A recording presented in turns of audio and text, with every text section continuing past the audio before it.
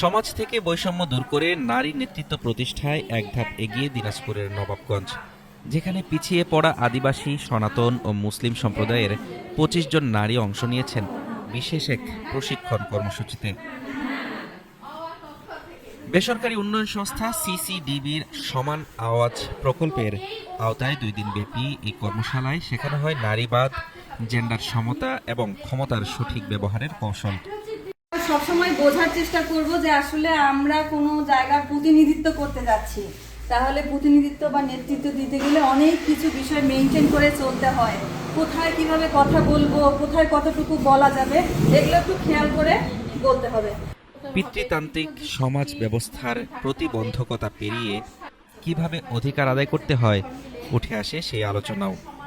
সমাপনী দিনে প্রধান অতিথি হিসেবে উপস্থিত হয়ে নবাবগঞ্জ উপজেলা প্রাণী সম্পদ কর্মকর্তা জোর দেন নারীদের স্বাবলম্বী হওয়ার উপর। আপনাকে স্বাবলম্বী হওয়া লাগবে, ঠিক আছে? তাহলে আপনারা প্রতিটা কি হবেন? মাটির প্রদীপ না, আপনি এক একটা সূর্য হয়ে যাবেন। বুঝতে পেরেছে? আলোর সাথে থাকলে কি হয়? আলো হয়। এখন দেখেন আলোর সাথে থাকলে আলো পাবেন, আলো বিতরণ করলে কি হয়? আলো কমে যায়। প্রশিক্ষণ শেষে অংশগ্রহণকারীরা এখন আত্মবিশ্বাসী। তারা বলছেন এই শিক্ষা তারা ছড়িয়ে দেবেন নিজ পরিবার ও সমাজ জুড়ে, যাতে প্রান্তিক নারীদের কথা বলার পথ সুগম হয়। এর আগে বাসায় যখন ছিলাম কিছুই এই সম্বন্ধে বুঝতাম না, আর আমি ট্রেনিংয়ে 2 দিন করার পর বুঝলাম নারীর আত্মবিশ্বাস, নারীর অধিকার, নারীর মর্যাদা।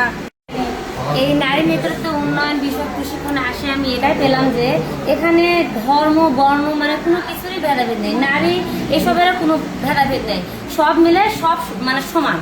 ওখানে কিভাবে একটা দল গঠন করে কিভাবে নেতৃত্ব দেওয়া যাবে, তার দলে তাকে কতটা প্রাধান্য দিচ্ছে, কেমন করে করতে হবে, আর নারীরা কিভাবে সুযোগ সুবিধা পাবে, সব কিছুই আমরা ওখান থেকে দেখলাম এবং শিখলাম। অনেক নারী আগে বাইরে যেতে পারতো না, সেগুলো সেখানে দেখলাম যে তাদের স্বামীরা তাদেরকে এখন প্রাধান্য দিচ্ছে।